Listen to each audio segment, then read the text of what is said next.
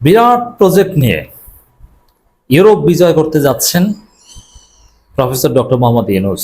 যে সাহস বাংলাদেশের ইতিহাসে কেউ করেনি। অসম্ভবকে সম্ভব করার প্রজেক্ট নিয়ে যাচ্ছেন প্রফেসর ইউনূস। রাজনৈতিক অঙ্গনে বিশ্বব্যাপী নাড়াচাড়া শুরু হয়েছে। প্রফেসর ইউনূস লন্ডন যাবেন, প্রয়োজনে আরো বিভিন্ন শহরে যাবেন ইউরোপের। আওয়ামী লীগের লোকজন সারা ইউরোপ থেকে আসছে। এখন আবার শেখ পরিবারের লোকজন ইউনূসের সাথে বৈঠক করার জন্য অনুরোধ করছে। শেখ রেহানা ইউনূসের সাথে বৈঠক করতে চায়, চিঠি দিয়েছে। তাহলে বুঝুন এই বৈঠক মানে এই যে ওরা বাঁচার জন্য, ওদের জীবন বাঁচানোর জন্য এখন ইউনূসের সাথে বৈঠক করতে চায়।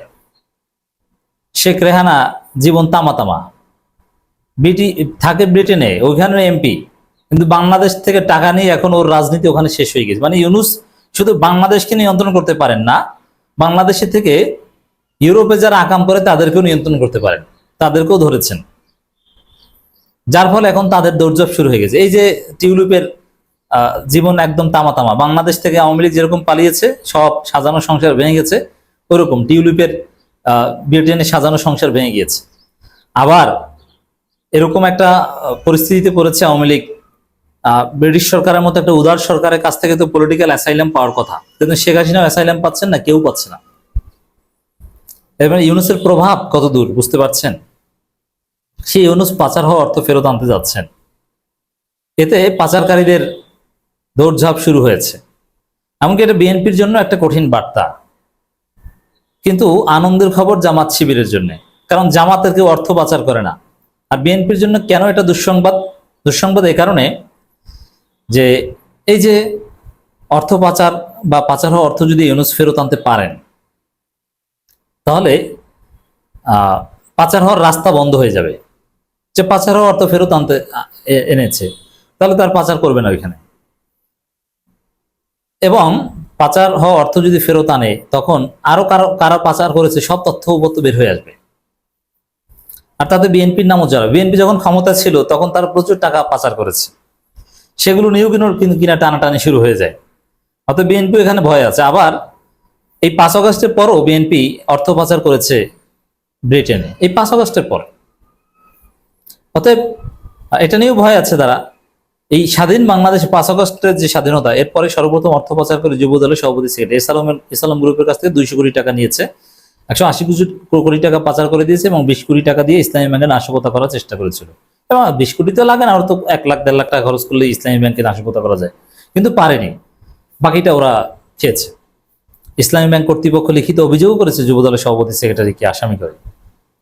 তো একদিন না একদিন ধরা পড়বে যে বিএনপির লোকজন তো টাকা পাচার করে, তাদেরটা আনক। তারেক রহমানের ব্যয় নির্বাহ, লাইফ এক্সপেন্ডিচার কিভাবে কি নির্বাহ করেন, এটা নিয়েও তো প্রশ্ন উঠবে, প্রশ্ন উঠছে যে কোথায় টাকা পান, তা টাকার উৎস কি? বাংলাদেশ থেকে পাঠালে কি পাচার করে পাঠায় এসালাম গ্রুপ, না বৈধ চ্যানেলে পাঠায়?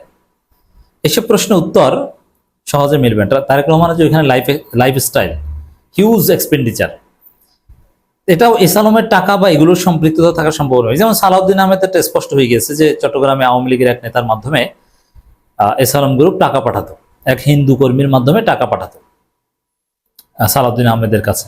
সালাউদ্দিন আহমেদ লুঙ্গি পরে তাদের সাথে বৈঠক করতেন, প্রায় যেতেন। ইসকনের এক সদস্যের মাধ্যমে টাকা পাঠাতো এসালাম গ্রুপ সালাউদ্দিনকে।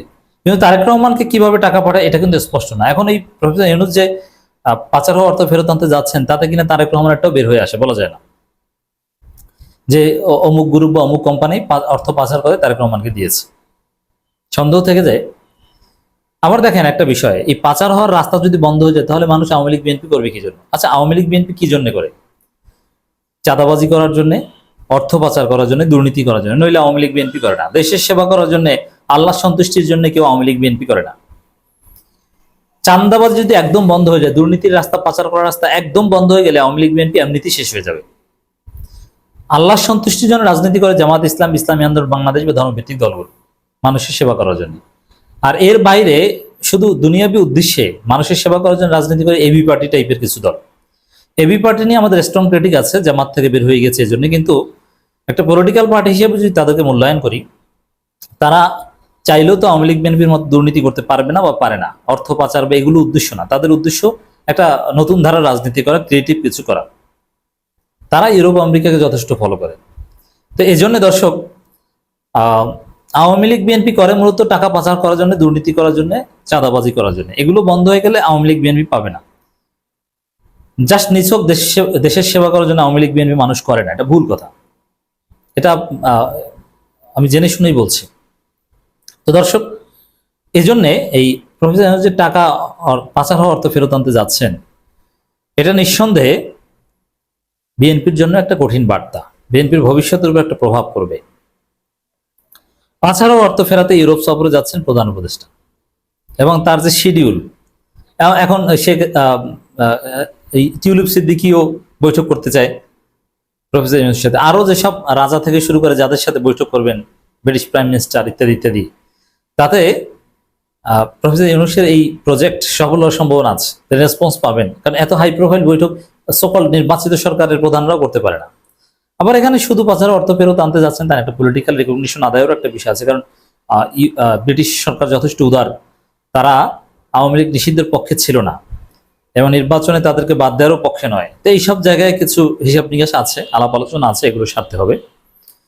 অন্তর্বর্তী সরকারের প্রধান উপদেষ্টা অধ্যাপক ডক্টর মোহাম্মদ ইউনূস 9 জুন যুক্তরাজ্যের উদ্দেশ্যে ঢাকা ত্যাগ করবেন।